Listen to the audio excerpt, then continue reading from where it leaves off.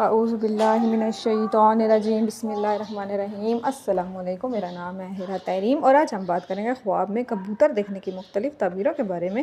تو اگر آپ خواب میں کبوتر دیکھنے کی کسی تعبیر کے بارے میں جاننا چاہتے ہیں تو کائنڈلی اس ویڈیو کو آخر تک لازمی دیکھیے گا۔ آئیے تو شروع کرتے ہیں۔ خواب میں کبوتر دیکھنا کیسا ہے؟ کبوتر کی بھی وہی تعبیر ہے جو مرغی کی ہے۔ اگر کوئی خواب میں ایسے گھر میں کبوتر دیکھے جہاں کوئی بیمار ہو تو وہ بیمار عنقریب فوت ہو جائے گا۔ خواب میں دیکھے گئے کبوتر سے مراد نیک عورت بھی ہے۔ کبوتر بڑے آدمی کے قاصد کے بھی معنی دیتا ہے، یعنی خطوط پہنچانے کے لیے بھی بھیجا جاتا ہے۔ خواب میں کسی گھر سے کبوتر اڑ جانا گھر والے کی موت یا اس کی طلاق کی نشانی ہے۔ خواب میں کبوتر کے پر کاٹنا اس امر کی خبر ہے کہ عورت کا شوہر اس کو گھر سے نکلنے سے منع کر دے گا یا وہ امید سے ہوگی اور وہ گھر سے باہر نہیں جا سکے گی۔